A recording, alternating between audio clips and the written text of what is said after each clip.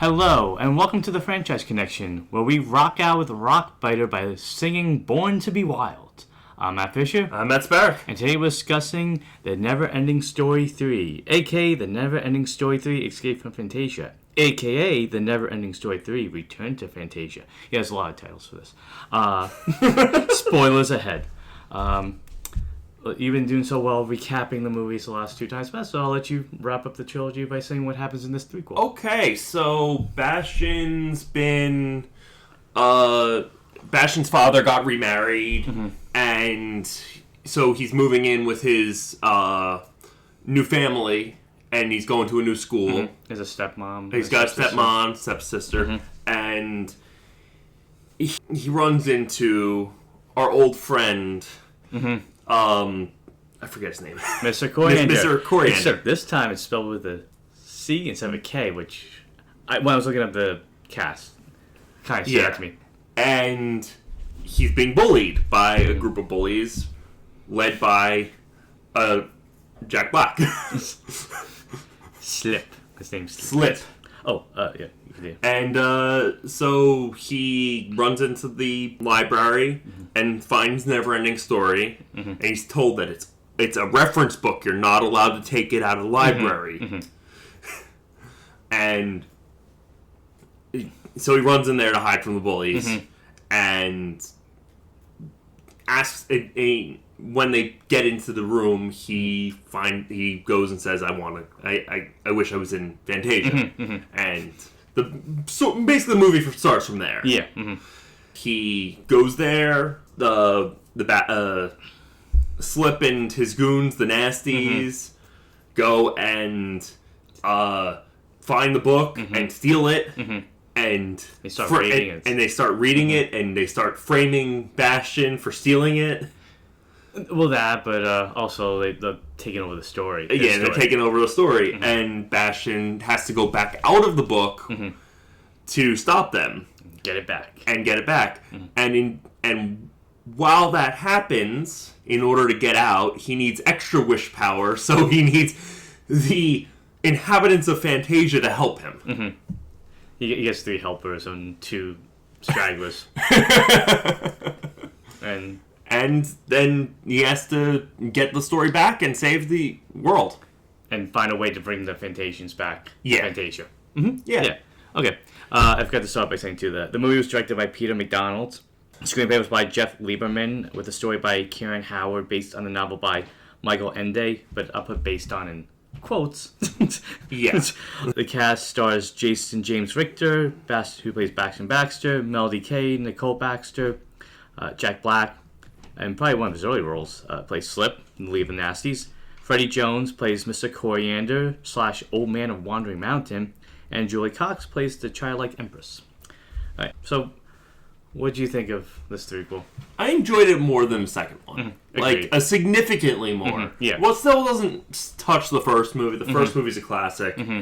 But I don't think it needed to. Nah, yeah. I mean, it's hard to go beyond the best of the best. You know, you try to be as good as the best, but... Yeah, it was never going to beat the first one. That one's a hallmark in terms of 80s cinema and fantasy movies. And one of my first things I noticed is Jack Black he knew what kind of role he was in, and he was chewing the scenery. Oh, he was having fun. Yeah, he was just playing such a mastermind in terms of, like, taking the story and, like, ruining Bastian's life, but also just... He knew it was a bully. He knew that's basically all the role was. So why not just go crazy and just play it over the top, which he does. Camera angles help with that too, because there's a lot of like close angles and zoom ins and stuff like that. It's a weird effect when they go from Fantasia to Earth. It's like shaking the camera, going in and out. Whoa. Yeah. But I think the flashing and the zooming when they're going to Fantasia and coming back got a little too much. A little too much. But no, I agree. It was more of a movie than the second one was. I keep saying the second movie felt more like a TV special that you watch on Saturday morning. This one actually felt like a movie, you know, in terms of how just the look and how the scope of everything. It doesn't make it it makes it a little bit better, but it's still imperfect. Yes. There's some things that don't really make sense with what they choose to do. I kind of would have liked if they went one direction that they seemed like they were setting up, and they decided to abandon that for something that's, to me, the movie becomes more like Jumanji meets E.T. Yeah. I mean, even down to the fact that Falcor's flying and the moon's behind him, and I was like, this is definitely an homage to E.T. But also like when Rockbiter Jr., which we're just going to call it Jr., it's hiding in his bedroom so Bastian's stepsister doesn't find him. That was like E.T. You know, he was hiding under a blanket instead of with the stuffed animals. But, you know, what I liked about this movie is that it took stuff that was pre-established in the first one and it continued with it. The second one introduced a bunch of new stuff, and I feel like a lot of stuff that you kind of remember from the first movie was forgotten except for a few aspects like Atreyu and Artax. Whereas this one, it's like a lot of kids that we had introduced. Oh, we see them again, and we get to see them with Bastian in a different environment and see how that works out. So that was fun. The title's a little misleading because it's Escape from Fantasia, where the third title, Return to Fantasia, is the more appropriate one. Yeah. But really, I think it's just the way translation or whatever. But, I mean, when the movie started, it was just the NeverEnding Story 3 when the logo was on. But yeah, this had a very 90s family-friendly movie to it. The stakes weren't as dire as the second one. No. It played it much safer. Which I think worked to its benefit in some ways. A little, because I think the stakes were basically bad. If he didn't fix this, his father would get divorced, and I guess it was the idea of like the fear of new beginnings. Yeah, which is ironic for a movie that's essentially the ending of Bastian's cinematic adventures. But yeah, I kept thinking about that. Like, why? Well, nasty things kind of drive people apart and make them self-doubt themselves. But like I said, on one end, I did like this much more than the second one, just because it felt like there was more of a story that kept playing out, and it wasn't super cheesy while it was very cheesy at times. Yeah. On the other hand, some things in this film just kind of ignore the rules that were set up. Or 100%. And that took me out of it a bit. So why I did like it more than the second sequel, and just because Bastian felt more like a character. I think that was the difference too. In the other one, he was just there in Fantasia. There wasn't much for him to really do, I feel. Except for scowl and... to be manipulated and fight with a spray can against giant monsters. But this one felt like Bastian actually had I felt like the characters all had story arcs. Yeah. And I felt like they were less... In the second movie, my biggest criticism was I didn't care about... I honestly did not care about any of the characters. Even Bastian. Yeah, because he came off as just being a jerk. One note character. Yeah. You know, they really didn't build up his character to be much. Like, this one, like, he has a lot of stuff that he's trying to deal with. And I think that this gives the film a bit more momentum. I also think most of the movie taking place in the real world kind of helped it a little bit. I agree. Yeah, I think it was a fun way to flip the script. That's why it made me think of Jumanji. Because it's like you go from this fantasy world, and that fantasy world comes to the real world, and you have to find a way to bring it back. So, like, whereas this movie's, the town's not being destroyed or whatever by the creatures, except for one photo booth at the end of the movie. Yeah. It had that same, like I said, that 90s excitement. It reminded me of, like, movies I remember watching when I was little, kind of like pre-hysteria, like, and it had that same tone. Kind of like, oddly enough, like Andre, like the movie, the guy who directed the other movie. Whose name I forgot. The second sequel. First sequel. Whatever. I'm getting confused. But, yeah, it was an improvement. I liked how it tried. Like I said, it took what we knew and go, okay, where can we take this next? But I just would have liked if they kind of just didn't ignore everything. Yeah, I can see that. Yeah. Anything else you... No. Do you want to jump right in? Thoughts? Yeah. You want to jump onto Falcor and fly into a review? That was a bad segue. Never mind. Matt's going to keep that in. I'm definitely going to keep it in. Oh, boy. I got to write this down. Okay, so one thing that stood out to me was instead of the WB logo, it was a Miramax logo. Yes. That was kind of interesting. And it definitely does set the stage that this might be a different tone than we used to with the other movies. And also what I noticed, it probably also explained why it was so hard to find. Oh, true. Yeah, that's notorious, like with Dogma for the longest time. Mm-hmm. Yeah. Either that. You just didn't want to see this threequel. You gotta finish this trilogy. It's cool, too, how each movie, the logo kind of changes. Like, this one was like an inverted pyramid. And over the credits, it made me think of a video game. Because it had that look. Because you're flying through, like, Fantasia, and the environment's changing. So my first note was, man, Fantasia looks awful right now. Because it looked like...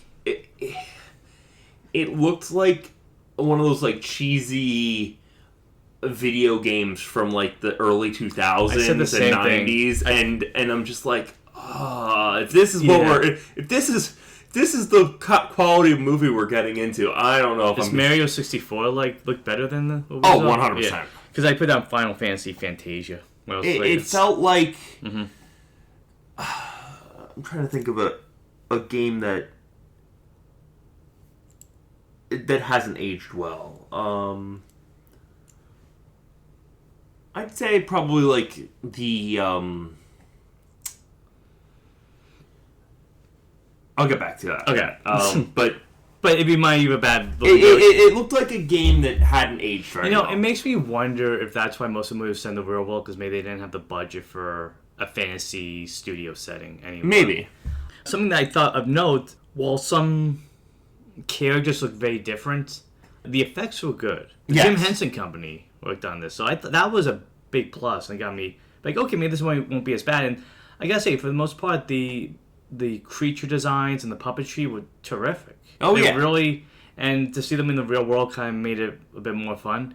But yeah, the creatures great, and when you had those brief moments in Fantasia, which was very limited, you get probably 2 settings in the whole movie. You have the Wandering Mountain. And you get Rockbiter's Cave. Rockbiter's Cave, and also the Gnomes Forest area. But when you see the creatures in their natural environment, it's really well done. It surprised me. Music score is still nice, and still very magical. The composer this time was Peter Wolf. But it's funny, because we don't get a lot of like musical score this time around. No, we get a lot of contemporary music. Yeah, which, it set the tone. It made me feel like a 90s movie when you watch it nowadays. A nice different variety of songs too. But yeah, you get Seal, you get Born to Be Wild, you get... That was a 90s song. I know, but... Fantasia's a little behind the time, so 100% to 90s. But after we fly through... You get a rock concert on an animated rock concert on TV. I want to come back to that, but yes. But yeah, after we're flying through this, as Matt said, this poorly rendered CGI environment. It was the 90s, you gotta give them a break. You remember Star Trek Insurrection? I know. Star Trek Insurrection looked better than this, though. True, yeah. We get to the Mountain of Destiny, which is the highest point in Fantasia. And inside the mountain is a hidden cave for recording the actual NeverEnding Story, which very confusing. So there's a NeverEnding Story in the real world and one in Fantasia that's being ran at the same time. Okay, that's never brought up. That's never brought up. Because if it was, Bastian could have just gone and taken that book and boom, done. Yeah. But I digress. No, that book is sealed to the stone, and the elder person has to create it. His name is the Chronicler. The Chronicler has to create it. Old Man Wandering Mountain. I don't know. This movie even doesn't remember who stars in the movie. But yeah, so the Chronicler is Old Man Wandering Mountain. I'm just going to call it Chronicler because it's easier. He's going, now what? And even I'm thinking, like, when I saw them, I'm like, so now what? Like, where are you going to go with this movie? Because you pointed out, and I was reading it too, that the first 2 films adapt the the first book. Yeah. So everything in this movie was brand new, and it kind of shows because it's just kind of like producers or a studio getting a property going like, we have this, just do whatever you want with it. You know? And they did. And this, I think, works better than, say, someone like Fletch 2 did. Yeah, I agree. Just because it at least kept true to who the characters were. Fletch lives. Like I said, they made Fletch real nasty this way. I didn't like him. He wasn't as funny. He had jokes, but he wasn't as funny as he was in the original. At least this time, Bastian, his dad, and also his dad in the movie is probably the nicest version we see. Oh, 100%. He also knows Dad Fu. He shows him the kitchen. Yeah. I'll go back to it later. I'm jumping ahead. But yeah, so the chronicler is like saying, now what? As he's reading the book, as it's being written down. As it's being like... Yeah. As it's like all the words are like rearranging themselves. It's a cool effect, I gotta say. But I was thinking in my head, like, so now what? Like, what are you gonna do with the story? And he mentions that the Nasty is the new villain. And then, it's... The thing about these movies, at least for the sequels, is that they do get repetitive. They're like, people aren't reading. We need somebody else. And he does save the day, then people just forget to keep reading. Also, there should be a scene, at least in one of the sequels, where people are actually reading. And like, okay, Fantasia is being saved or whatever. But they need a hero to save them once again, because Fantasia's falling apart, no one's reading, and they need a reader to save the day. And then we do a... Yeah, this movie... So... If nobody's reading, why is Coriander a librarian at his school? Man, the answer's right there. Because obviously no one's buying the books. So also, I want to mention that, but I want to get to that scene first. But yeah, it's just in a weird way. People are still reading. It's just they're not reading like books as much. Like we're reading text messages and headlines and social media posts. So we are reading. It's just not the reading that this movie wants us to be reading. Right. We do a fast cut, and movie does a lot of these. A lot of just quick jumps and cuts and stuff. It's a little jarring at times. Bastian's being chased by bullies again. But this time, he's in high school. And he hides in the library. And he's trying to be safe, and it's like, shh! Yeah. And then who is it? It's Coriander. And yeah, he's the new librarian. And so to answer your question, I'm assuming that his bookshop probably didn't do well. Well, no, I'm not saying that. I was more saying, there's a library... People have got to be reading, especially if it's in a school. I think the Nasties are making people afraid to be to school, so they're not going to the library to read. They're like, what are you reading, nerd? Yeah, I guess. Yes. They have a lot of sway at this school. And they really do. I'll mention it later, too. But yeah, Corey's a new library, and Bastian says, he's in a new school. He's like, Mr. Coriander, like... It's almost like Bastian and Coriander is like Doc Brown and Marty McFly, but just not as interesting. 100%. Because like it's like he always shows up and he's always there, and and like Doc Brown, he's the reason he always gets on these weird adventures. Yep. He's working in the library because he said he donated all these books from his store, which his store is full of antique, valuable books, and now you bring them to a school library. I don't know how many of those books are gonna keep their quality. Exactly. So they must have the most valuable library. Maybe it helped with the budget for the school that year. And once again, I noticed this when we watched the first movie, and I put in my head, maybe this is gonna be a trope going forward, and it really is. Bastian meets Coriander. He sees the book. Coriander's like, you can't read that book. It's a special book. It's dangerous. Beware of it. He reads it, goes on an adventure. Rinse and repeat. Rinse and repeat. Spoiler. He smiles at the end going like, that's what I meant to happen. So this happens again. Bastian finds the NeverEnding Story book. And it looks different this time. The prop isn't as exciting. I mean, the one in the first and the second look pretty much the same, right? Yeah. Yeah, but this one looks a little watered down. It's a second printing of the NeverEnding Story, if you will. Because the first printing's in Fantasia. That's true, I guess. It brings up my questions about the Necronomicon Evil Dead, how there's more than one book. Well, at least it's going forward. So right after this, we get, I think, a pretty unnecessary flashback. Because I think they should have put... Instead of him going into the library right then, I think they should have done all the flashback stuff first, and then... Yeah, so what you're referring to is that Bastian opens the book, and he sees a picture of the Nasties, and then he starts to read about everything that led up to him going to the library. Exactly. Yeah, and then he's explaining that his dad, Barney, remarried a woman named Jane, and they're moving to a new house, and he has a stepsister now named Nicole. But yeah, I agree that I think... If you started out and you built up to that, you really didn't need the flashback, because he could have just been reading and be like, and Bastian moved into his new house with the new... He goes, why is my life right? Yeah. I guess they need to add to the runtime, maybe. Maybe it was too short without it. I guess? It's one of those things where, like, I agree. Sometimes when they do that flashback to that moment, I like, and other times, it's like the whole Rick and Morty joke. Yeah. Like, just get to the most interesting part first. You don't have to start with that and build up to it. Well, I'm just saying, like, you could have started with him at home and with his sister and his new family, and even narration, and even narrating it. But then when he gets to the library, just be like, wait, this just happened. As he's reading, which actually happens later on when Slip is reading the book. Yeah. Like, they could... Yeah, I agree with you, because it would have... Had you have more time to build into the... To ground you to the movie before you jump into the fantasy elements. Exactly. And, like I said, he has a sister now named Nicole. I guess she's older than him, or about the same age? They're about the same age. I think maybe she might be a year older than him, if that. But she's not as excited to have a brother as he is to have a I think sister. it's less that. I think it's just more that she's afraid that her mom's going to get divorced yet again. Oh, okay. And this whole thing is just a fling of her mom's and not... So you have an optimist and a pessimist living Exactly. in this house. Okay. And as she's talking to her mom, she's listening to Kiss from a Rose. Yeah. And it's very loud, and that whole scene is a talking. It's a very, nice mother-daughter scene. But all I can think about is Batman Forever.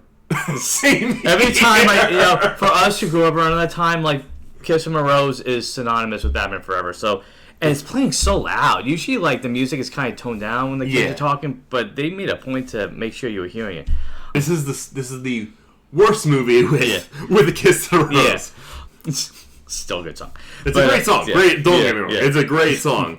But I think Batman Forever used it better. Yeah, but it's funny because I was thinking about this, and I was like, I wonder if this song came out before Batman Forever. It's like, Anyway, we then see Nicole go see Bastian and talking, and she picks up that, I remember mentioning in the last review, the devices that Zyard had. Yeah. And it was one of like something Natural Wonder Science Store. That was like the spinny thing, the petrol thing. She picks it up. Was that a callback to the second one? I remembered it because I didn't get that memory taken from the memory machine. Well, I think it's just more like... It's a prop. It's such a... Yeah. It's a prop, but I don't know if it was a callback or if it's just like... I'm the only one that probably even noticed that was in that scene. But then, I forget how it comes up, or he mentioned... I guess they mentioned in NeverEnding Story, but Bastian's telling Nicole about the magical necklace Arin. Yes. How did it come up again? Do you remember? Because she was talking... I remember they're talking to each other, having a conversation. This was... In the beginning. In the beginning, when during the unnecessary flashback. Yeah. I think he was basically saying, like, yeah, there's this... He was just he was trying to... Talk to her and be like, oh, yeah, this... And then she's like... You're crazy. You're nuts. You're so on. No, that's later, Matt. It's not much later.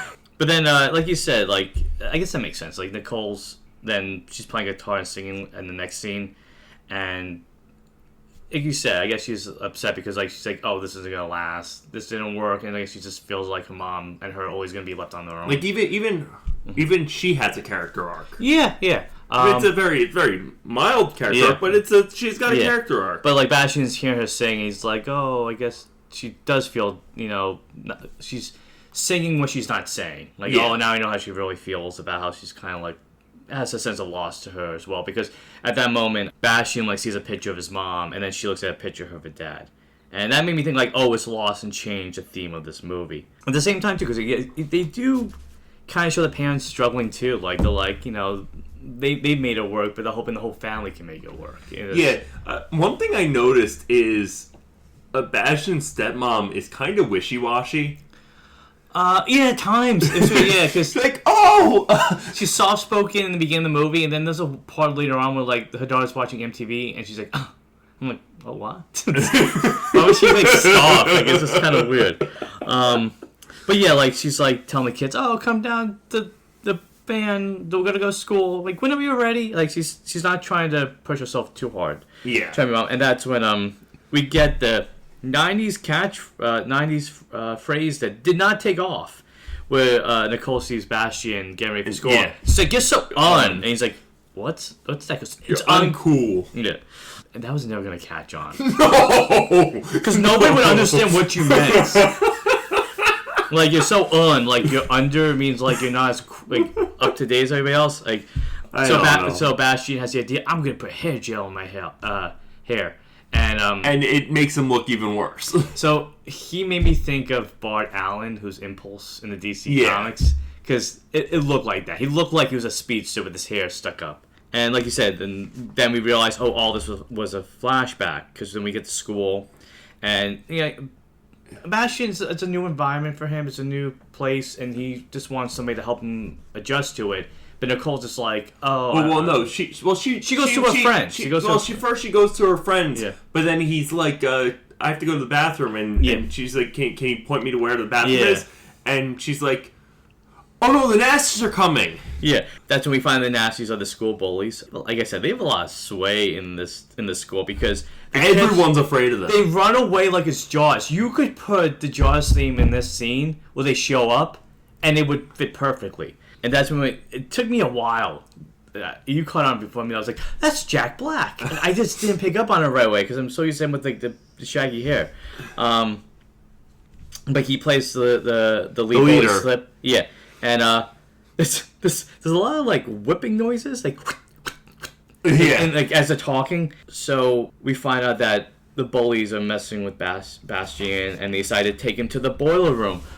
Which the boiler room, it looked like a nightmare from a Nightmare on Elm Street. Because did you see what it looked like? Yeah, it was red and terrifying. Oh yeah, yeah, it looked like Freddy Krueger would pop out. That is like a haunted boiler room, and they lock him in there. And then the janitor shows up. Yeah, almost immediately is like, "What are you doing down here?" He's like, "Oh well, we were just we were on a field trip. We were on a field trip, and they're trying to explain. Yeah, and then they're like, oh, there! And Bastian's like banging on the door. Like, oh, there you are! Let me out! But it's funny because the janitor reminded me of Cisco from the Lincoln Lawyer. Because the guy looked just like him. Also, like, tough looking janitor. Also, he was smoking a cigar, wasn't he? Yeah. So I guess it was like the early 90s. Allowed to smoke a cigar when you work in the boiler room. With the way he showed up, he reminded me of the janitor in Scrubs. Oh, that'd be funny. Bastian wished him for help, and he showed up. That'd be so good. It was the janitor from Scrubs. So what are you guys doing here? Yeah, I don't buy that. Okay. I'm going to mess with JD for a little bit. You let him out. He does escape, and that's when he closes the book. And he's just like kind of wondering, like, oh my goodness, like, why is my life in this book now? Yeah. And it made me think, like, I brought this up to you before, like, I feel anybody who opens up the NeverEnding Story, like, that would be their story, wouldn't it? Oh, yeah. So, like, it is unique to whoever holds it. Yeah. It should be their story, which raises questions later on, I guess. I guess once the story started, at least the story that's currently in the book starts. Mm-hmm. It's that person's story. It's that person's story until that story concludes. Oh, okay. Hence why in the last two, when it ends, Bastian's story ends, and his dad's ends in the second one too. Right. Okay. But since the nasties are part of this story, they really would, because when he opens up the book, that's the first thing that shows up. Yeah. Are the nasties. So then, it's really their story as well. You know, I mean, they are the antagonists. Yeah. But then Bastian is found by the nasties, and so he takes the NeverEnding Story, and he goes to like a closet or an archive room, and he goes, I want to go back to Fantasia, which is never how this worked. No, it never worked that way. You didn't just like wish to go there, because he doesn't have wishes in the real world. I guess the orange technically on the book. He was wearing the orange when he went to school also? No.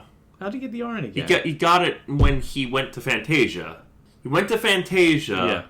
Yeah. The childlike empress gave him the Arin. Oh, he got that when he got back from Fantasia. Yes. Okay, because I was saying, like, see, it made more sense if he had that on him to go back to the book. That would make more sense than he just wishing it. I guess the Arin on the book's cover. But it wasn't even on the cover this time. It was a green gem. Yeah, I don't know. But that's what I mean, like, I feel like the movie starts to rewrite a lot of rules, and it kind of, like, if you're just watching to watch it, you won't notice it, but, like, some details feel like they are just kind of like made up as you go along. But then the nasties, they just want to find Bastian, but he's returned to Fantasia, and then they find the book. And well, before that, he literally drops back on top of the gnome hut. Yeah. We meet Engie Work and Yay! I really have yay in my notes. Return of Engie Work. That's what I mean, though. Like, we reunite with characters that we've seen. Like, that was my problem with the second one. Was like you just get a few characters, but everything is new, and you just don't get to reunite with these characters that you became friendly with in the first movie. Yeah, like you got Rockbiter for a little bit, who looks way different. Well, I'm saying in the second movie, you got Reichardt for a little bit, and you got his son plays much a bigger role in this movie than he did in that one. Oh yeah, that one's just he has a baby now. Anyway, moving on. But yeah, so I was happy to see the gnomes back because they were fun, bickering characters. Like I said, they remind me of the couple from the Billy Crystal and I forget who the woman was in The Princess Bride. Yes. Yeah, so it reminded me of that a lot. So and the fun characters, and like we said earlier, like his return to Fantasia wakes up a lot of creatures in the forest. So we get to see a lot of cool Jim Henson effects. They're great. They're terrific. They almost come full circle with imitating the Dark Crystal to actually being part of this universe. But yeah, they look great, like rabbits and just interesting creatures all around. I feel really bad for that rabbit. Yeah, he gets squashed a lot. Yeah, it's just like it's like anti Bugs Bunny, like instead of him flying other people, he's flying that. Yeah, it's nice to see that Engi Work and Urgel are still who they are. He's still a scholar and studying the stars, and she's still like a cook potion maker or something. Yeah, she's like a witchy gnome. Yeah. And as that's happening, like you said, the nasties looking for Bastian, and they find the never-ending story. Well, we also get introduced to the Bark Troll, who is probably one of my favorite characters in the movie. So he started off really annoying, and then I grew to like him. He's a better version of Nimble. Yes, because he has the same kind of like catchphrase that they're trying to make work on, but instead of a catchphrase, it's just rambling on like observational jokes. Like he's walking around like a nicer version of Don Rickles. Yes. That's complaining about this and that. But yeah, no, I liked him from the beginning. It's a goofy character, but it's fine. I get what you mean. Like it could be annoying because he's like talking so fast in the beginning. But yeah, he does grow on you, especially no pun intended. So like I said, they find the book and they start reading it, and one of the boys like, I gotta put that on my reading list, and Slip's like, you gotta learn how to read first. Yeah. And then later he does try to read it, and he doesn't even know how to read. Like he listened. Slip's a good teacher. But I don't know about you, but the Nazis made me think of like Scooby-Doo villains. They look like villains from a Hanna-Barbera cartoon. 100%. The way they walk together and they kind of like reminded me of what's their names? The Muttley and Dastardly? Dick Dastardly from Wacky Racers? Yeah. Okay. Yeah, a bit, yeah. So they're reading the book, and then they're reading what they're doing at that moment, and then they start reading about Bastian and Fantasia, and they're like, oh, this is weird. Like, why am I reading what I'm reading as I'm reading it, and then they're seeing the book? And then we cut to Bastian eating snake patties, which, I mean, would you try one? I guess. I mean, I'm not usually very picky with my food, so. And you work in Urgel welcome you into the home after you crash land in it. You gotta just be nice and eat the food. Yeah. And basically they're talking, and they tell him, oh, as long as the never-ending story is okay, you're safe. And it's like, oh, yeah, about that. Yeah. And then fireworks start blowing things up, and so so as the Nasties have the book, they realize they can control the story. Or influence it at least. And I put down Slip as turning Fantasia into like Metallica or an AC/DC concert because it's like very metal and rock and roll. Like kind of reminds me of there was a video game starring Jack Black and Ozzy Osbourne. Mm-hmm. Get the name of it, but it was basically you get sent to this rock and roll fantasy world, and it's basically Lord of the Rings, but it's rock and roll. It's rock and roll. Yeah. Lord of the Rings. And this scene should have used like a rock and roll song, like yeah. But yeah, that's then we find the talking tree, Barky, and he's on fire. He's complaining about, oh no, he's like mumbling about this and that. Yeah. But yeah, the Nazi's showing everything in Fantasia, and literally Bash is in a worse spot than he was when. Before he left. Yes. Because not only is now Fantasia's at risk as the bullies are destroying the whole kingdom, and that's when basically I thought this would be the whole movie. I thought at this point, okay, that's the plot where the gnomes are telling him he needs to get Arn in the ivory tower and return to Earth to get the never-ending story back and save Fantasia. I thought that was the whole story, and I was like, oh, this is kind of cool.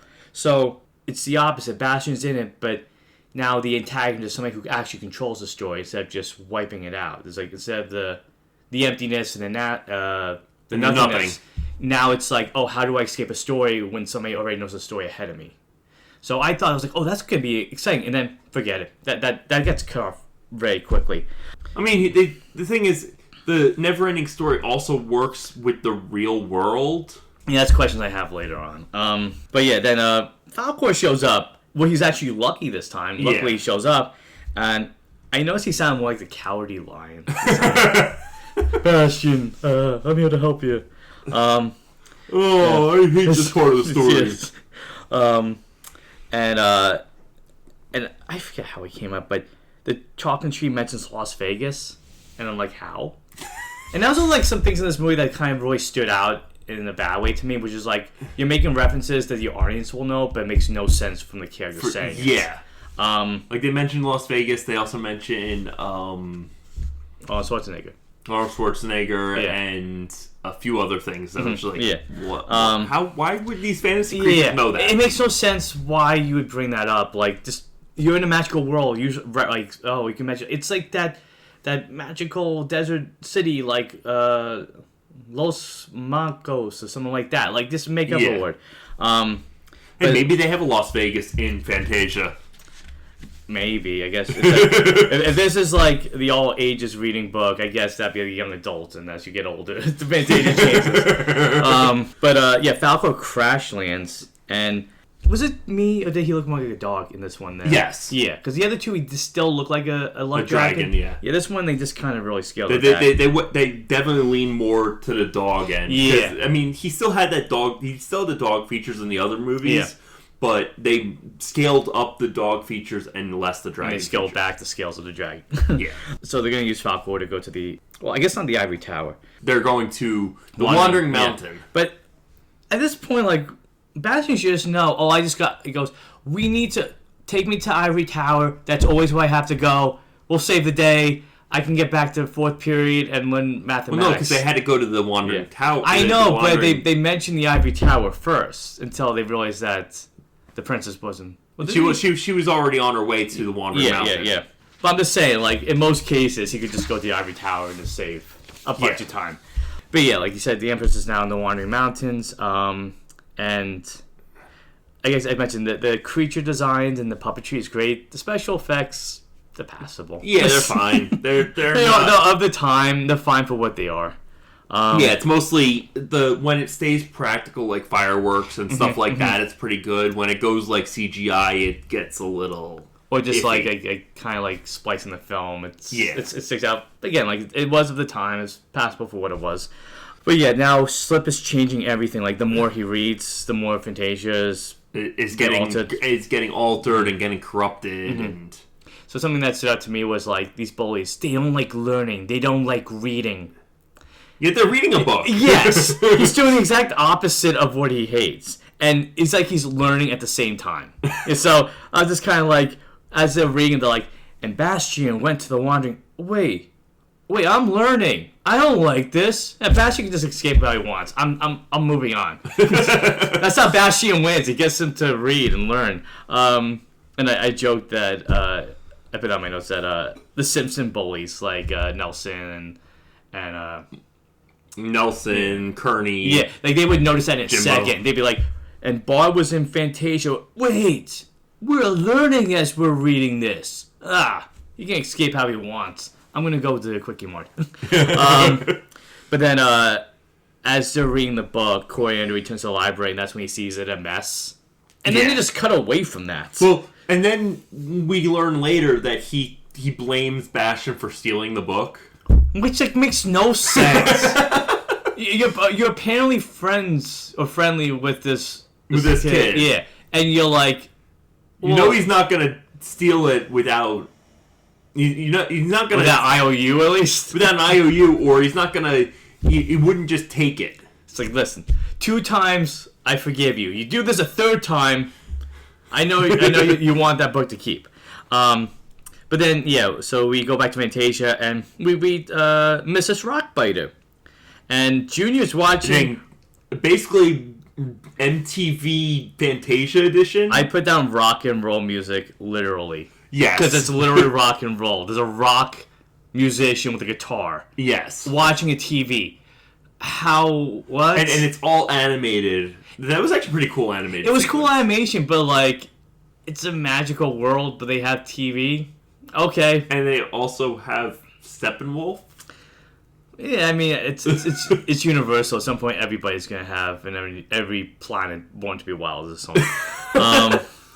But I also noticed that the effects, I guess it makes sense because Jim Henson did the show, the dinosaurs, but they remind me of the dinosaurs. I don't know why. Maybe it's that domesticated setting, but it had that dinosaur. Oh yeah, definitely mm-hmm. had that. Yeah. Especially with the father and mother and Junior. Mm-hmm. And then so we find out that Mrs. Rockbiter wants Rockbiter to go to Wandering Mountain for food, and Junior wants to tag along. Yeah, but first Rockbiter sounded like Dr. Claw to me. I don't want to go. Like he sounded like that, and then we sound more like Boris as the movie went on. Yeah, but I like that they brought back his rock vehicle. That was cool. I was happy to see that. And that's like you said. That's when Junior's like, "I want to go." Like that's how Junior talks the whole movie. It's like, he's a baby, so he's gonna talk in very singular words. And then we get the ride to Wandering Mountain as he sings "Born to Be Wild," and that goes on for a whole sequence. I thought maybe it'd be like a bit of the song, but this goes on a long time. Like when that happened, I was like, "What did I just watch?" Did it make you think of Fletch Lives when we started singing Zippity Doo Dah? Like it just happened randomly? Like it happened randomly. Mm-hmm. It worked. I think it worked in this, but I was just like, "What did I just watch?" I'm watching a fever dream. I didn't expect this movie to have like an ode to Easy Rider in it. But as I was watching too, I was thinking like, yeah, this is still better than most things in the next chapter. This sequence is still better than most of what I saw in that movie. But yeah, I don't know. To me, like it did feel like Zippity Doo Dah and Fletcher just because it was like random. I didn't expect it. Like you said, it works better because it fits what's going on. Was just kind of happened out of nowhere. I get it was a fantasy, it was a dream sequence, but it was just kind of like what? Like why? Maybe Rockbiter singing that was part of the Nasties I don't influence. think so. I just think it was him. I mean, I was watching MTV. And so I'm sure, like, maybe that made him want to watch MTV. He's like, his dad's singing rock music. No pun intended. Yeah. I just expect if I say rock music, it's a pun intended. Yes. But like you say, we see a rabbit earlier on, and the rabbit gets crushed over as he's driving his vehicle and singing. And then we cut to the Wandering Mountain. The Chronicle has a visitor. It's Childlike Empress, or the Empress, because they switch. They say Childlike Empress, and then they say Empress. They don't ever choose one title. No, they don't. And let me ask you this. The assistant, did it make you think of Megamind? Yes. He looked like a live-action Megamind. It kind of makes me want a live-action Megamind movie. Yeah, but so in this one, the Empress has an assistant that doesn't do anything. But he looks exactly like the character from the movie Megamind. And then we learned that the Empress was pushed out of the Ivory Tower, and that Arin couldn't help her and what was going on. I guess it's because of the Nasties? I guess? Yeah, because it's unclear, because I think the Nasties just affecting... I don't know. There's a lot that, if you think too much about it, it doesn't make any sense. But I guess you could just say, they were messing with Fantasia, destroying it, so he had to escape. Then she goes, can we ask the NeverEnding Story for help? And that's when... Originally, I was like, there's two of them? So why didn't they just use this all the time when they had a problem? But they, apparently, I guess, it has no effect if somebody from Fantasia uses it, because a human has to, which seems like kind of faulty in the design of it. It's almost like the Superman watch for Jimmy Olsen. Like, you have to activate it for help, It's just like a beacon. So then we cut to a party that the bullies are hosting that looks like something out of House Party or Can't Hardly Wait. Yeah. What was the point of that scene? I don't know, because they get cut to it and they cut away from it almost immediately. We see them at a party. They're like, I guess they're getting money. That's how they get money. Well, but it never comes back. It never, I guess, affects the story. You never. Were they reading the book when that happened? No, I don't think so. I don't think so. It was like such a pointless scene to include, just to show, these guys are bad. They host parties. For high schoolers. Maybe it was how they bought the whole section under the mall. Oh, the lady that looks like it's from the Lost Boys? Yeah. Sure, whatever.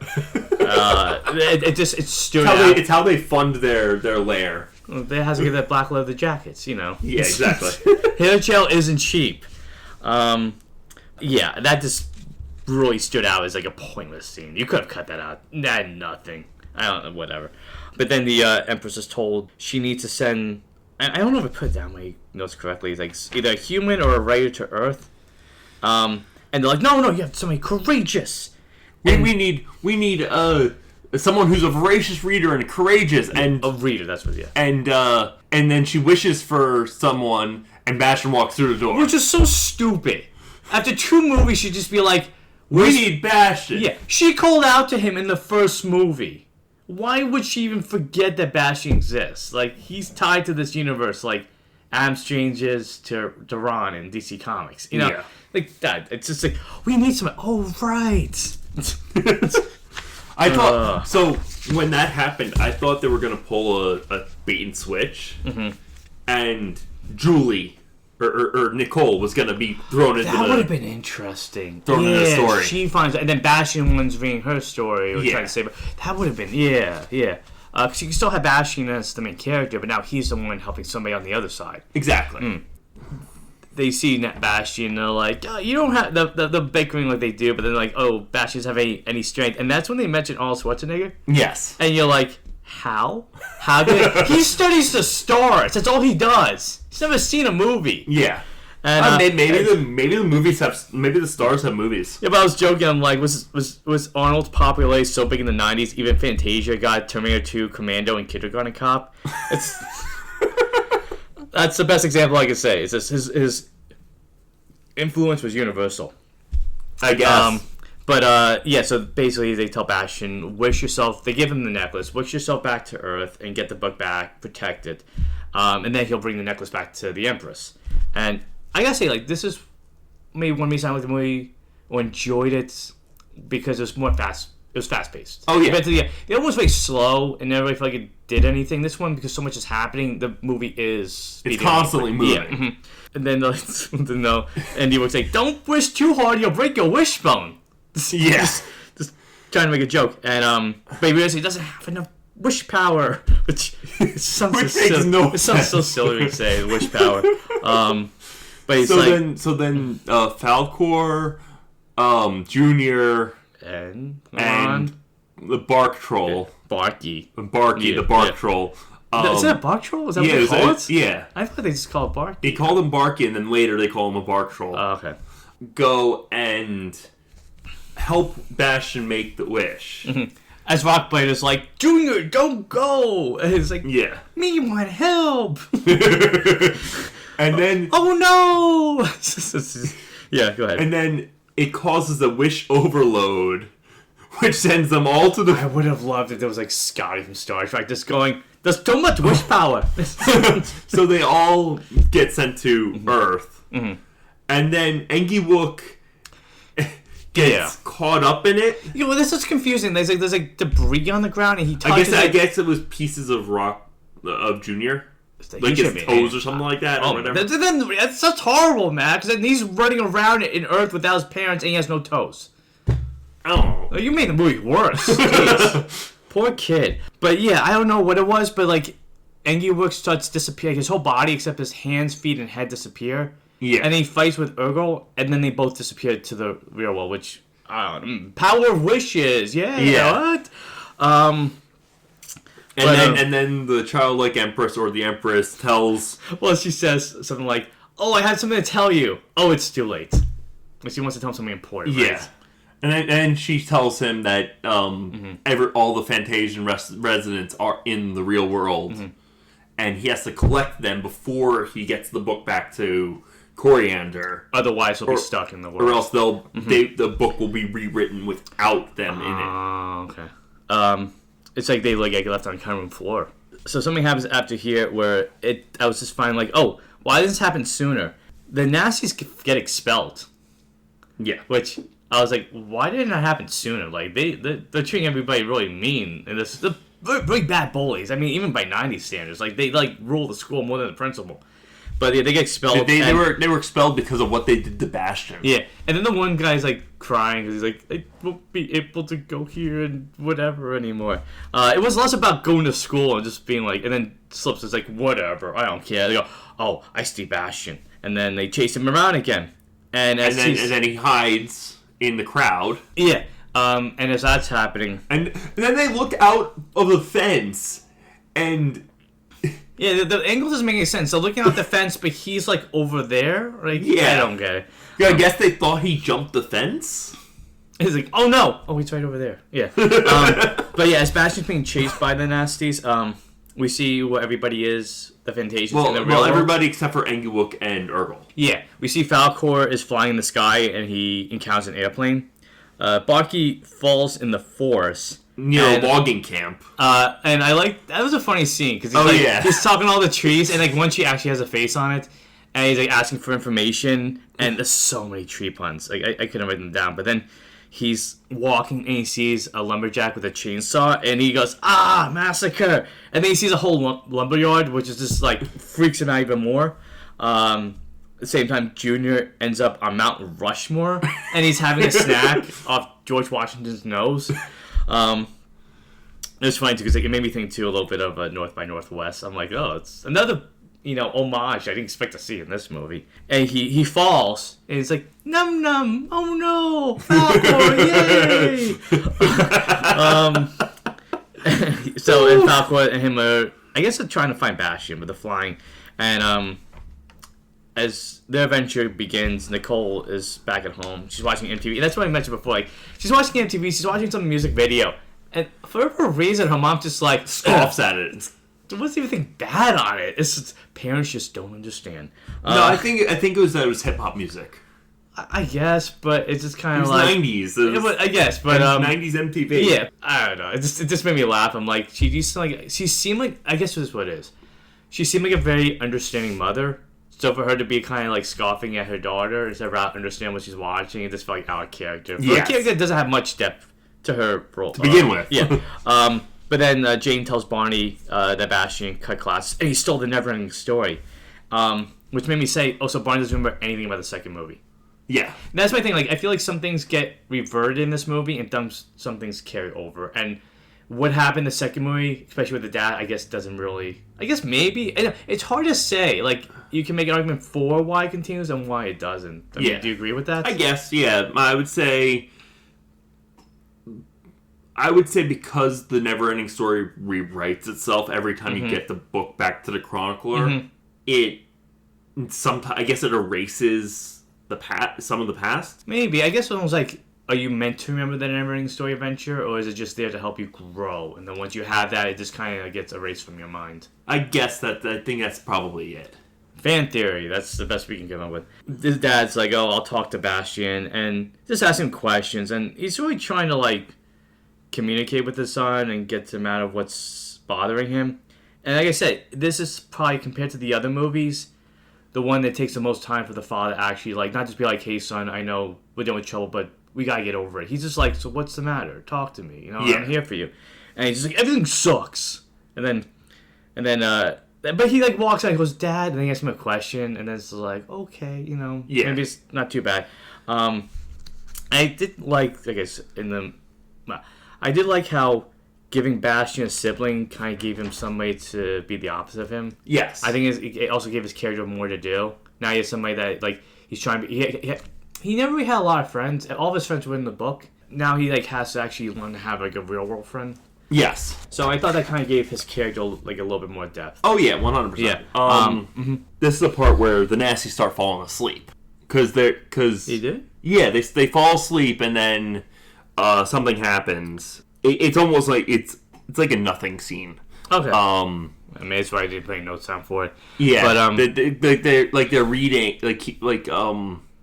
Slip is reading it, and they're like falling asleep, like it's a bedtime story almost. Okay, yeah. So you jumped ahead a little though, but again, there's a scene where he's looking for Falcor or anybody else, and he's looking out through his telescope. And, like, Nicole's like, what are you doing? He goes, I'm just looking for some friends. She's like, that sounds like a country song. And she's mocking him about it. But then she finally sees the necklace, like, oh, what's that? And that's when he talks about the origin. Yeah. And like the fact that it wishes. He makes a point that he can't make any wishes, because if he uses too many of them, it won't work. Well, no, it's... He made a promise to the Empress that he would only use it once he caught all of the Fantasians back and the book. And got the book, and give it back to her. Yeah. And then after that, that's when we we see Slip reading, and we see that the Nasties hang out in a lair that's almost like an Airbnb for the Lost Boys. Yeah. it's this weird, like, enclave in a parking garage in the mall with, like, a fence and metal accessories and, like... It's like an evil throne, lair. Yeah. With a throne room and... Yeah. But that's the thing, like, he learns how, like, Bastian took a while to figure out how the NeverEnding Story works. Slip is proven to be smarter than he thinks he is, because, like, he learns this very quickly, how this book works. And I was thinking too, like, why don't you just put this intelligence toward education? You could be, like, an A student if you just did it instead of bullying. Slip realizes, because he's reading what's going on with Bastian right now. Yes. Which does give him an advantage. Like, that's my thing, too. Like, so he's such a mean bully, he just wants to destroy Bastian's life. And so that's, I guess, why the book is what the story's about. Yeah. Really. He realizes that if he sees Aaron, that he'll have control over Bastian and the book and Fantasia. Well, he'll be able to destroy Bastian's life with the Arin by making it so that his family never or splits up or whatever. Yeah. But that's the thing. I mean, like, how much does he hate Bat? He just met this kid, and he wants to destroy his life. Like, it's a little bit... He got me expelled from school. I guess. Okay, that good enough reason as anything. But yeah, now then Bastian finally sees Falcor. He follows him to some nighttime Chinatown parade. Yes. Which, I don't know where Bastian lives. There's a lot of, like, different things in the area that he lives. Like, it was a little bit of New York, a little bit of the suburbs, but he's able to get there quickly, and then there's... I don't know. Because they never say what city it is. No, they don't say what state or city. Yeah, it's not like Springfield in The Simpsons, I guess. Yeah. Hey, Springfield part of the NeverEnding Story? Everything's part of the NeverEnding Story. True. But yeah, Falcor's, like, seeing the whole celebration, and Junior's like, it looks... no, Junior says if Falcor's up, he goes, it looks like Fantasia. But Falcor goes, ooh, that dragon looks cute. Yes. So he finds Falcor and Junior, and the Nasties follow him, but they're luckily able to escape. Yes. Very easily. Very easily. Falcor just barks or growls, and they fall over. And Bastian jumps on top and flies away. Nobody notices. I mean, they're celebrating. We're not going to look up at the sky like that. Well, I mean, no fireworks. You will be looking up at the sky. You're going to see what's that thing flying around. I remember a few years ago something like that happened too. Yeah. And then Falcor drops Bastian and Junior off at Bastian's house. And then flies away. It almost as a Fantasia version of the Amblin logo. Yeah. You expect like Fantasia. But yeah, he drops... Like, where's he going? Does Falcor say? No, he said he's going to look for the other people. The gnomes, right? Well, no, he just said the other Fantasia residents because they don't know. None of them know about the gnome. Yeah. So that's right. So speaking of the gnomes, where are they, Matt? They're in Antarctica. And what plot placement do we see? No, they're in Alaska. Alaska. I want to say Alaska. I don't think it's Antarctica. Okay, we get Federal Express, which is one of a few product placements we see in this. Yes. I mean, not a lot, but it was just kind of like the first time I think we really saw anything like that in these movies. We got this. We got Ziploc in the first one. Yeah. I'm trying to think. There was another one in this movie. Oscar Mayer in the fridge. I'm thinking there was another one. I don't remember exactly what it was, but it was early in the movie. But the FedEx one was the big one. Yeah, well, it's also interesting watching now because it said FedEx, it just said Federal Express. Yeah. But the box said FedEx. So it's kind of like a nice time capsule to the product placement. The gnomes had the idea to ship themselves to Bastian's. They didn't think it through. There's no bathroom, they realize. Yeah, we cut back to Fantasia, and it's in bad shape, and Rockbright has to tell his wife, about Junior. I lost him. Yeah, and then her rock curlers pop out, and she faints, which is an appropriate response. And then she starts, getting really depressed. Yeah. And then Bastian decides to hide Junior in, again... Their arboretum? Or that's what I was thinking. It looked like that, which... It looks bigger than... it doesn't feel like it's connected to the house. It feels like a whole different location. But it is kind of sort of connected to the house? It is, but I guess from the outside you don't see the full scope of the house, so you don't know. Also, the house is way bigger than... Yeah. Yeah, if that's in the house. Yeah. And then, then Junior's like, he's like, kissy kiss. And it's like, he doesn't want Bastian to leave him. And he's like, okay. And then he's using, like, a statue as like a teddy bear as he falls asleep. But that doesn't stop Junior. He's hungry. And I guess, like, this is around when I thought it was like, oh, it's kind of like, you don't mind you, because, like, these fantasy characters are in the real world now. And so I was at this point, I was like, okay, this movie's like feels like it's coming to like a climax. Yeah, it always feels like the ending's just in reach. Yeah, you know, it doesn't feel like there's a lot more left to story. It feels like okay, things are gonna come together at a very quick pace. Yeah, and it's nice to know Bastian's still messing in the kitchen because Junior's like making a mess, and he's trying to like tell him to stop, and that's when Barney, the kung fu master, shows up. He jumps in the kitchen like with karate chops, and then Bastian's like, "I'm here," and he's like, What's going on here?" He's like, I was testing all the appliances. Yeah, I was just hungry, you know." And then his stepmother's like, 1 a.m. in the morning, low usage outers. It's a good idea to test the appliances. Well, that's what I mean, though. Like, she's very nice. Like, she wants Bastian to like her, but I guess maybe she acts differently with Nicole. I don't know. It was at this moment, though, a thought popped in my head. Go, where's Atreyu? Yeah, I don't know. He never popped up in the movie. And it was kind of a weird omission, since he's been such a big part. Like, if any character would have been interested in the real with Bastian, it would have been Atreyu. Yeah, and I looked it up, and to see, like, if there's a reason. No reason. They just didn't include him. Okay. It's like a bad afterthought. But anyway, I have to say, too, the size of Junior, the scale of it was really good. Yeah. Because he is a baby by rock biter standards. But he's like human size. Yeah, he's the same size as Bastian. He's like human child size. Yeah. At this point, that's when Junior doesn't want to go back in the arbory, so Bastian decides to hide in his room, and Nicole just like he hears him running to his room, and she's like, what a weirdo. Like, she's like, just has that look on her face. At the same time, we're jumping around, but all these characters are separate. It's kind of like Lord of the Rings. I'm not comparing this with Lord of the Rings, but just like how you have to jump back and forth with a lot of characters. Barky, he's hitchhiking on a truck, and then he gets bucked at by a dog.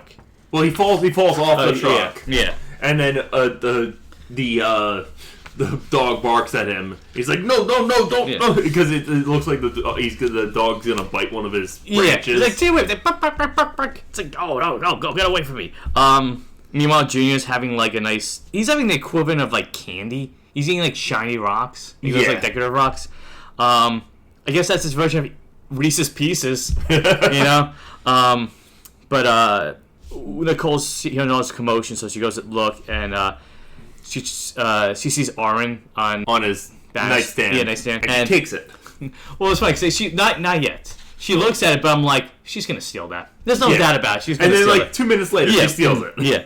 I do like that we cut back to Fantasia, how it's kind of falling apart, but it doesn't really add anything. It doesn't really make any sense, though, because Slip is messing with Bastian's life. Yeah. So why is that affecting Fantasia? I'm guessing because he has the NeverEnding Story, and Bastian's so in tune with the with Do you Fantasia. think it's because it's Fantasia is Bastian's fantasy world? Either that or the power that's allowing Fantasia to thrive is being used to destroy Bastian's life, because it's a way to say the power's being stolen. Yeah, I guess that's the closest. I mean, there's a lot that you have to like wonder about.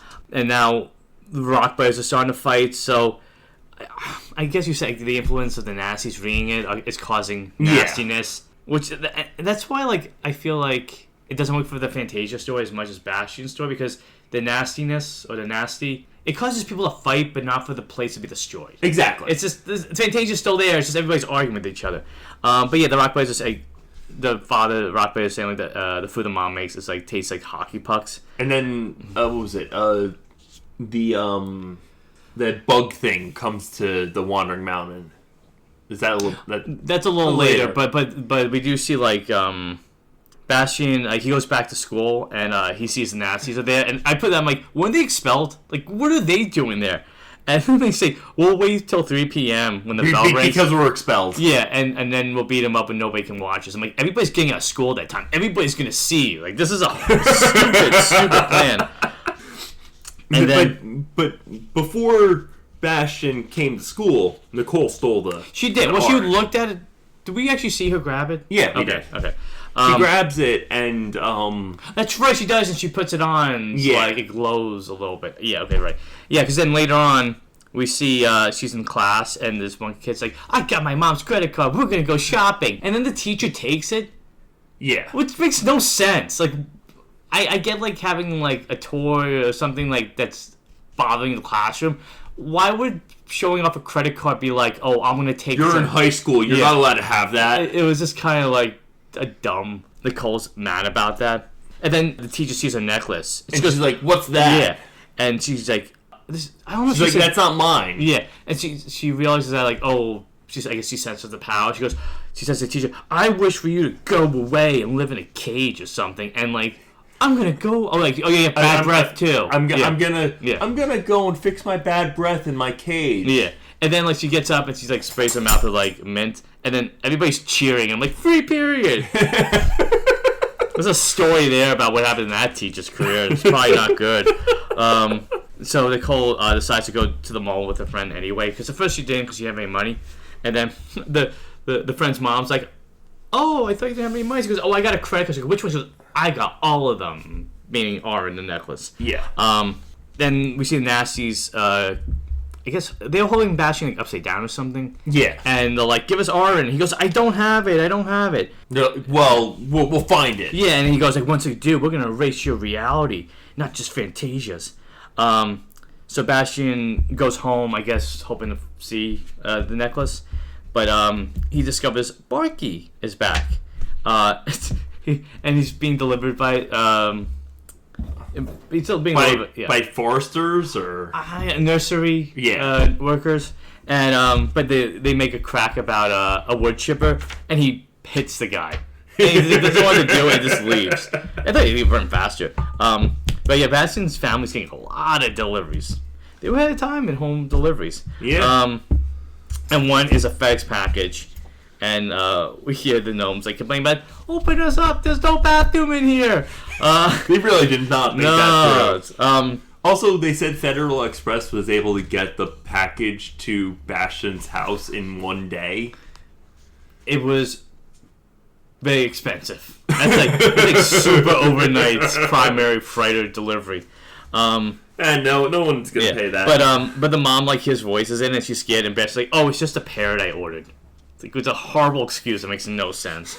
But she's trying to be nice to her stepson. She's like, "Okay, whatever, I believe you." And I think that's when he realizes that Nicole stole the arm. So how does he know that she's at the mall? I don't remember. Wait. But basically because he has to go to the mall, but he's wondering how he can. I think they get a call about what she did in school. I think they his mom got a call about Nicole going to the mall or something. Oh, okay. So yeah, they decided to go there, but he's like, "Well, how am I going to be able to walk in public with all these creatures around me?" And then he's like, "Oh, it's Halloween." It was just E.T. again. It's like if Falco was with him, that would make it like perfect because it's Lucky. He's a luck dragon. But yeah, he's able to walk around. My question is, how does he forget it's Halloween? His whole world is going to be destroyed, man. I think you would forget it too if a bully was going to erase you from existence. He tells them, "Oh, it's Halloween. Just say trick or treat." And one of them, I think Barky makes a comment. He goes, "Oh, I'll do, if you don't do this, blah, blah, blah." He's like, "Okay, trick or treat. So they're walking around, and somehow Barky knows what a Kmart is. He mentioned a crack about costumes in a Kmart. It's like, it took me so many years to grow these. Yeah. You look like you just bought yours at a Kmart. Exactly, yeah. And then we get to... Again, he's one of my favorite characters in the movie. Because he's got that, like insulting sense of humor. It's goofy, but it's not annoying because with Squawky or Nimbly, it was just annoying because of the sound it made all the time. But Barky has a personality. He has his own character. Exactly. Yeah. As you said, it's like Don Rickles. Exactly. But yeah. Family friendly. I was trying to come up with a tree pun version of Don Rickles, and I just couldn't. And then, so we get to the mall, which I was like, oh, it's a mall in a 90s movie. That's going to be the climax of the movie, probably. And it is. And we get a shopping montage. Nicole is using Orin to wish for everything. Well, like, she wishes she had everything. Yeah. And so the people at the store just give it to her. It's funny because at one point, like, she asked for a wrap up, and it's like, we don't do that because I wish you'd wrap it up. Would you like a red bow or a blue bow? Yeah.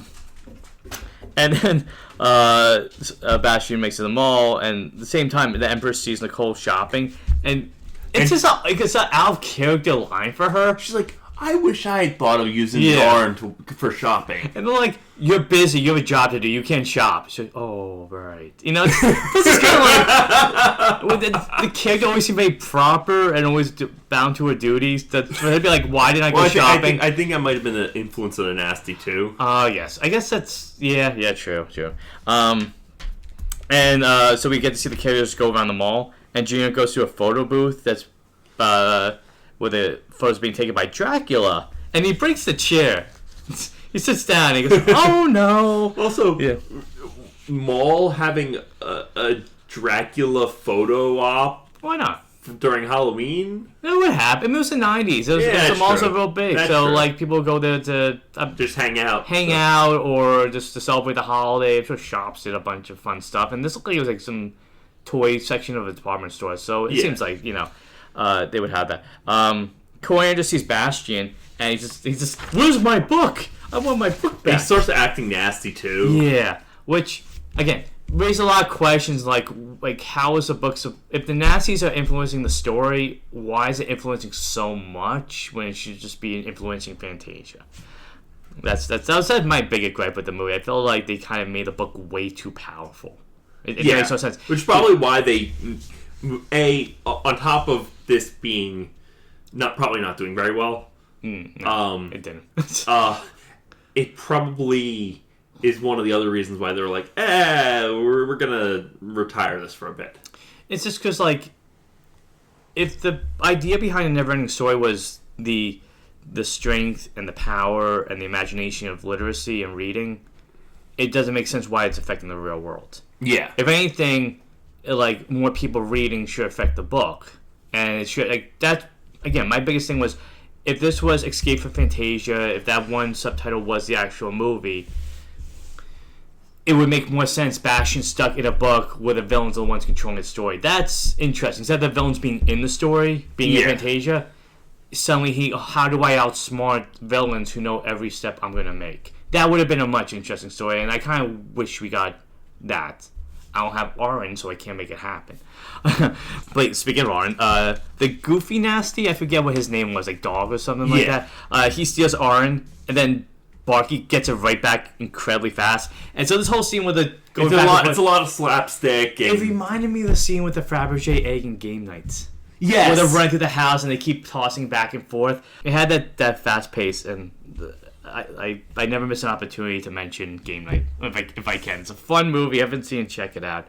But yeah, then we get this big chase to the mall, and the Nazis, they stole Orin. They have the book and they hide in the lair, and Bastian and Nicole lose them, and they're right there, but they just don't know they're hiding behind a dumpster. And then Slip communicates with the Empress. He goes, we got Orin, we got the book, we control your whole life now. And that's when the Empress starts turning really nasty. Yeah, and then the whole Fantasia Wandering Mountain starts to turn into something like Are You Afraid of the Dark? And I thought you kind of disagree with me. We see these giant kind of monsters, and I thought they were like updated versions of the giants from the last movie, but you think they're just random monsters? I think it's just random monsters. I like to think they're the giants. Like, we're going to do this in another way. Slip is finding a way to destroy both worlds at the same time. And one thing we see... So here's the thing. He's making everybody nasty, but they're just nasty. They're not mean. Like, Koida dumps pasta on his wife's head. Yeah. It's just like, I guess, very kind of like a 90s cartoon bullies way of bullying people. Like, it's just nuisance actions. Nicole and Bastian see the parents. They find them at the mall, and she's lying about how she was shopping. And that's when the parents have to fight with each other. And which follows them home and gets worse as time goes on. Then we finally see how the Nazis are influencing everybody. Like the Storms, the Rockbiters are fighting. The Empress starts acting like she's aloof. Like she's like dancing like she's like... Yeah. And then she like opened up the Wandering Mountain for the monster. Yeah, like, don't do that, don't do that. Yeah, and then, so like, she's like, what do you mean? Yeah, exactly. And the camera's spinning around. It's, and then we go outside, and, it's raining again because you can't have a 90s climax. No, we can't have a NeverEnding Story movie without rain. Yes. And we see Bastian starting to finally be influenced by the Nazis. Like, he's been able to fight it and escape it, but, and Bastian's just like, I don't like you, Nicole. You're not nice. You're mean to me. You don't care about me. Oh, then... And then she's like, snap out of it. Yeah, she goes, I actually wanted a brother. It'd be nice. And it's like, oh, really? Okay. It's a lot of, like, easy... conclusions to this movie. Yeah. I mean, again, it's a 90s kids movie. It's 90s. It was a G movie. It's not going to be like a heavy burden to get over for characters to get along with. Like, and Barky and Junior are in the parking garage and they stumble upon the Nazi's lair. Mm-hmm. And then that's when Bastian and Nicole finally get into layer 2. And this is probably one of the scenes where Jack Black is just like really like giving a silly monologue and like chewing the scenery. Like we mentioned, like one of the reasons to watch this movie is to see Jack Black early in his career and just understanding how silly this movie is and just playing it that way. Oh yeah, he just treats the villain as he's smart but goofy. Exactly. Yeah. Mm-hmm. And Bastian's kind of trying to make him understand. Oh, if you destroy the world, you're going to destroy yourself too. There won't be anything left. He's like, I don't care. Yeah. And then Bastian managed to get Aaron, and at some point everybody has Aaron. It's not like very special. Everybody's able to pass it off from one to the other.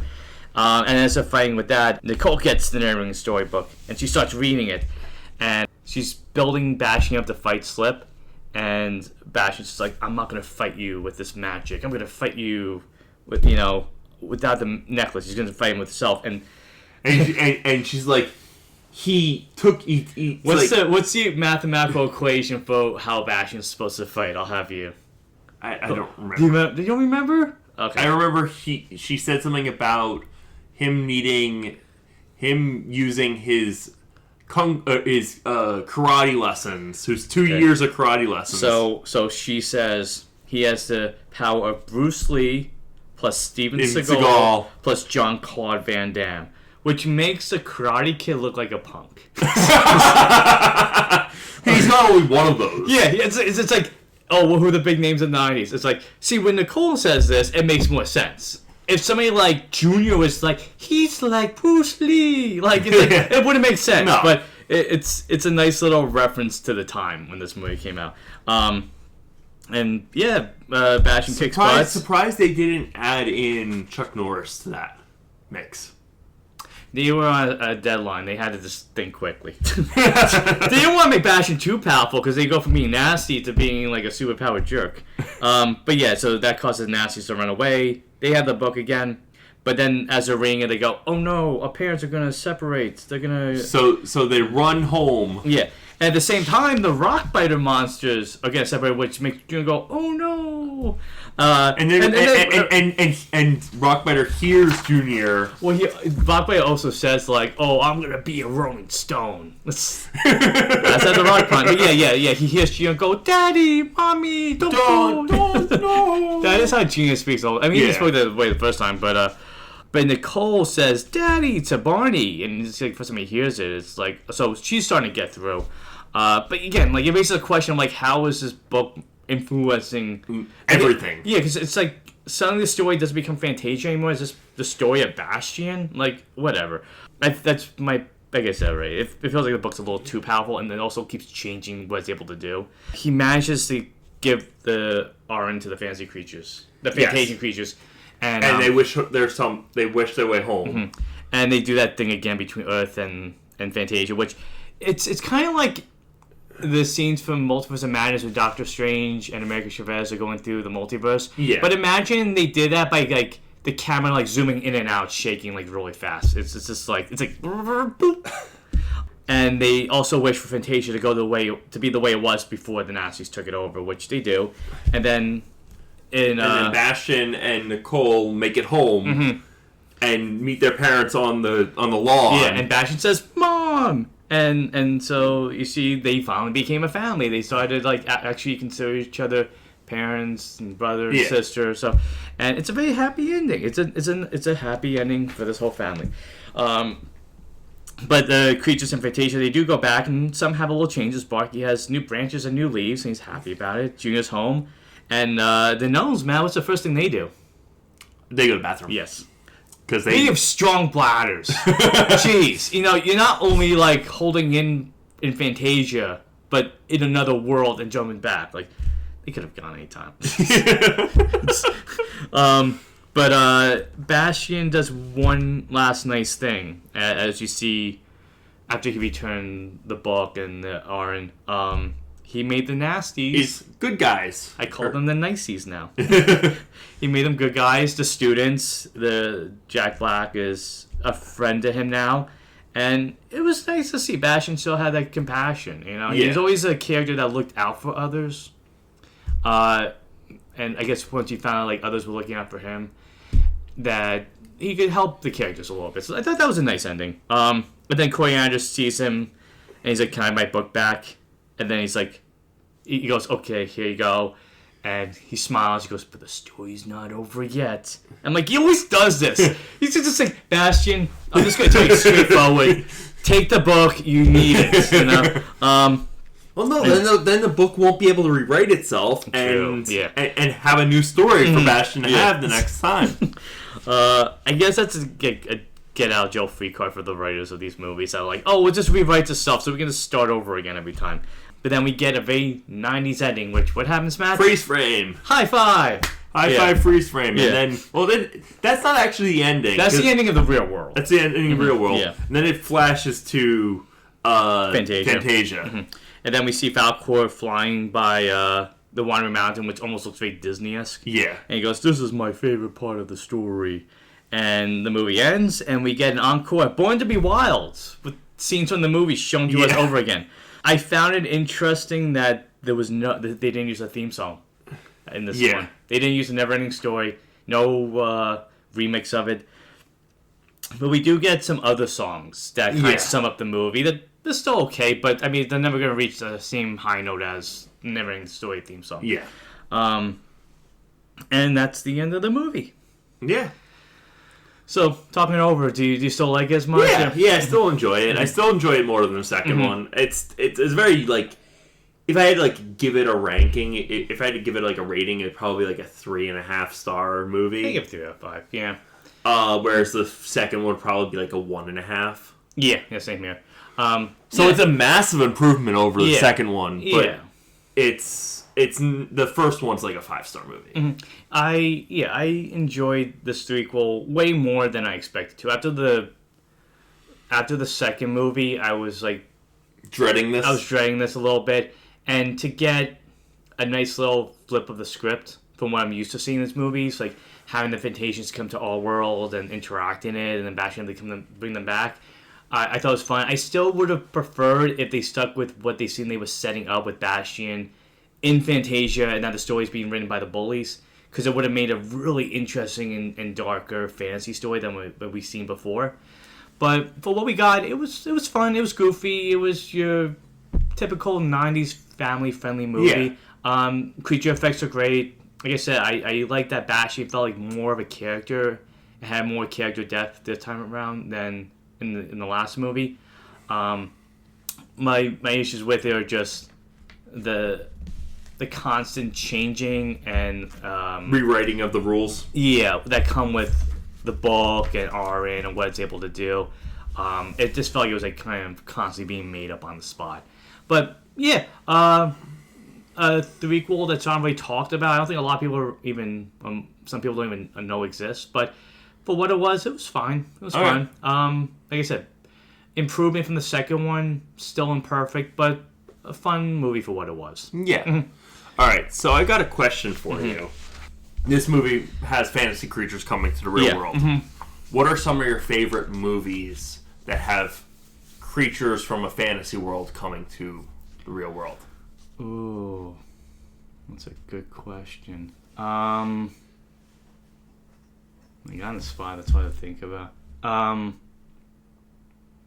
Do you have answers in mind? I have. Well, technically, it's not a movie; it's an anime. Okay.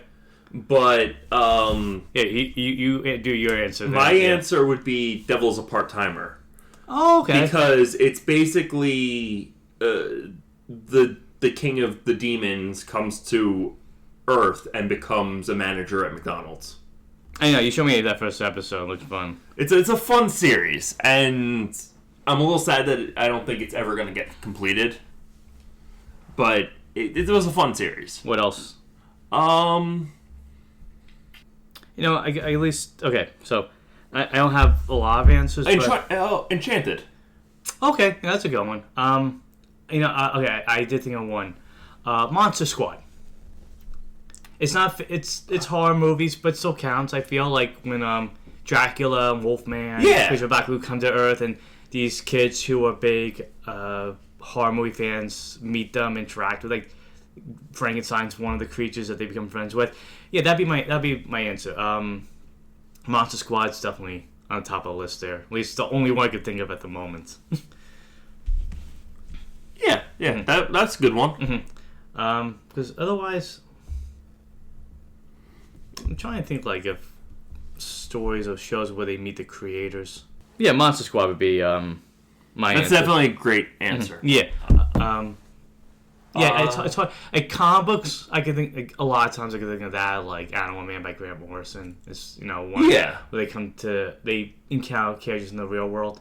I guess it's not really the real world, but I guess I could also say there's a segment in one of the animated Spider-Man episodes where Spider-Man meets Stan Lee. Okay, that was fun. Yeah. Okay, so there's also when I looked it up, Pan's Labyrinth has fantasy creatures in the real world. Okay, I good answer. I mentioned this earlier in our review. Jumanji. Yeah, Jumanji. So.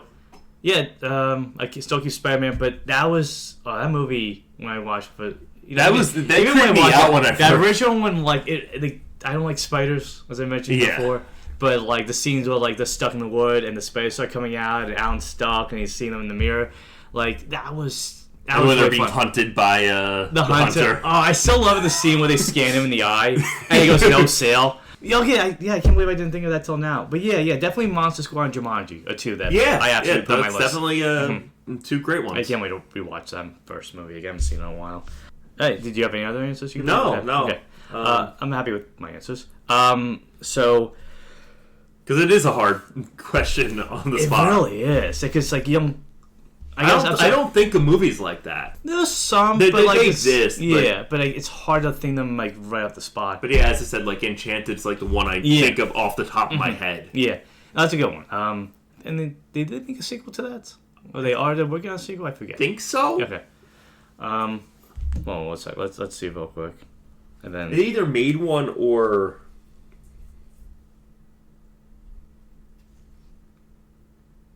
They did. Enchanted 2 came out in... Oh, that's just Enchantment. Never mind. Is that a sequel?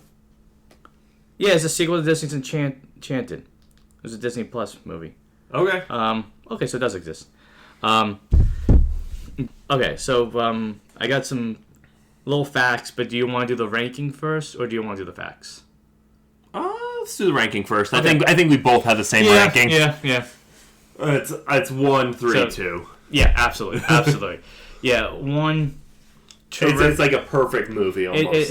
It's a solid fantasy movie. There's a high concept to it that I did not expect. That works so well. And I think there's a timeless quality to it too. Yeah, absolutely. Creature effects still hold up. It's still a magical movie. The third one, like I said, imperfect, but it had some fun ideas and it learned how to. What I like in a sequel, you take the pre-establishing stuff and go, where can we take this next? How can we make this a little bit bigger or different? Second one, it's an interesting film to watch once, just because it's so all over the place. Yeah. But it's also a bit boring. It doesn't really do anything. I would say if you don't even have to watch the second movie. No, you could really jump from the first to the third movie and you don't miss anything. Yeah. Yeah, you really don't, because they don't mention Zayed or Squawky or any of them. It really just ignores everything that came before. And the third one is totally worth it just for Jack Black. Yeah. I mean, he's always been good at chewing the scenery, but this is the movie where you saw that potential on the screen. Yeah. Okay. So, do you want? I'll share some facts. Yeah, of course. This movie was a box office flop, and it pretty much just stopped the franchise in its tracks. I almost thought this was a direct-to-DVD. Well, it had a limited theatrical release. I looked it up, and at this point, the thing too was, so this third one was marketed to the U.S. That's why it felt more like, we see in a lot more American films. The other two movies were actually German-U.S. co-productions. Right. This one was mainly meant to try to broaden to the American audience. Okay. The Michael Ende Productions and Seesaw Films, they are still trying to revive the property. So we might get a revival down the line. I think if they do, just do what they've done with other movies. I'm the first one to tell you I like it when, good or bad, you keep the continuity of the films as they are. Like Freddy Alvarez, I thought did a great job with Romulus by saying, we have 1 through 4, we have to use these. These do count. We can find a way to make them work. But in this case, I wouldn't mind they just ignored 2 and 3 and just showed Bastian as an adult. Yeah. And now his kid finds a NeverEnding Story. And you can kind of do what the second one tried to do with the parents reading the book. But it'd be more interesting now that parent is aware of the adventures they had as they're reading the child going on a new adventure of Fantasia. So either that or completely rebooted it. I think probably that'd be the better option. But then the first movie's such a classic. It's one of those movies I feel like you really have to be hesitant to remake it because people have such strong feelings and nostalgia about it. So while the films ended at 3, the NeverEnding Story did not end. They had 2 TV shows. Okay. There was the NeverEnding Story, The Animated Adventures of Bastian Balthazar Bux. That's a mouthful. Yeah, which ran from 1995 to 96. It was on HBO.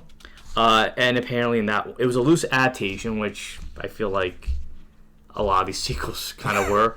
But then nothing was actually a reoccurring villain in it. Okay. I'll get you next time, Bastian! The other one, also on HBO, was Tales from the NeverEnding Story. It ran from 2001 to 2002. In the UK, it became a TV movie. Another loose adaptation. Yes, that's live action. This one, Atreyu comes to the real world, and the Empress and Zayed are actually sisters. And no Rockbiter.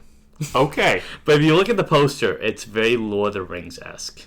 It makes sense. It was that time when Lord of the Rings was coming out. So maybe at some point, if we can find them, we'll check those out. But I feel like this movie was a nice completion of Bastian's story. Yeah. It was a good place to stop. I mean, I could see how they could want to keep it going, because you could, like you said, every time you open that book, it could be a new story. And I also like how, I have to say, while the quality of the films do vary, there's something about each time he opens the book is a different chapter, no pun intended, of his life. Of his childhood, his, tween years, and then his teenage high school. Yeah. And so, it's... I could see how they could find a way to keep it going, but I could see why this movie... why they would stop. Yeah. Not just because of the financial reasons and the box office results, but just because it felt like, where do you take it after this? Yeah. May actually follow through on the plot that you set up. So, any other thoughts you have? No. It's, overall trilogy, how'd you feel about it? More positive than negative. Mm-hmm. I mean, despite the fact that the second movie is that boring, I would say just for like the first and third movies, I would say it was completely worth my time. You've read more book trilogies than I have. Does this fall in line with some book trilogies? No. In terms of like some being better than others. Oh yeah, there's always books that are not as good as the others, but I would say like not necessarily quality, but like I would say like story. The story doesn't feel like it's one story. It feels like it's 3 stories. It's a start and stop type situation. Yeah, so it feels like almost like a trilogy of anthologies. Yeah, that's a good way to sum it up. Yeah, absolutely. Overall, the trilogy, strong start, weak second movie that had some ideas that could have worked, but just never followed through on it, and a third one that's goofy fun. Yeah. But overall, it's. I will say I would have liked if that theme of the importance of imagination and reading kept being as prominent in all the other ones as it was in the first one. But for what it was, you have a lot more interesting stuff than bad stuff. The bad stuff is mostly in the second movie. But as a trilogy, you could just watch the first one, really. If you had interest in watching any of them, you could just, like you said, jump to the third one because it does continue the story without really mentioning anything in the second one. But the second one, the only thing that they mention is Junior. That you get an idea of who he is in this one. More in this one because he just shows up in that one. That's it. He's just, like, I have a kid. But there's a cool fantasy world to Fantasia that we do get in the first and second one that we get very little of in the third one, and I guess that's what the different feel of it was. Like maybe it was a financial, budgetary reason why I didn't see as much. But I'll sum up. But yeah, as a whole, the trilogy, it has some ups and downs, but it's interesting to see where they decided to take it, even if it didn't always work. Yeah. But definitely the first one. If like me, you've waited a long time to watch it or hadn't seen it, definitely check it out. It's a nice example of a gateway fantasy story where it makes you want to see more things in this genre. Exactly. Mm-hmm. All right. You want to wrap it up? Yeah. Okay. Thank you for tuning in to review for the NeverEnding Story 3. I'm not doing the other titles again. Do you want me to do the other titles? Okay. No. Tune in next time where we'll be looking at another failed film franchise. Why did I set it up that way? With, drumroll please, Fantastic Four 2015, aka Fantastic, which is a movie I haven't seen since it came out. And people in our theater walked out of the middle of the movie. I remember being excited for the movie and then being confused by it by the end. Initial thoughts since I've seen it is I just remember enjoying the first act of the movie and the scene where they got the powers because it had a very kind of horror movie feel to it, and the rest just being your generic action sci-fi movie fantasy. I don't have strong thoughts on the movie. I just know that it was a bit of a weak addition to the Fantastic Four franchise. What about you? I remember liking the movie before they got their powers, and I remember enjoying the cast for the most part. Dr. Doom was a mess. Except for Dr. Doom. I did like Toby Kebbell before he changed, but that Dr. Doom was a mess in the movie. It'll be fun to revisit that one. And it's one that everybody still talks about nowadays. Well, at least still remembers. Yeah. All right. Well, until franchise fatigue sets in, I'm Matt Fisher. I'm Matt Sparrow. For the Franchise Connection. Bye. Bye.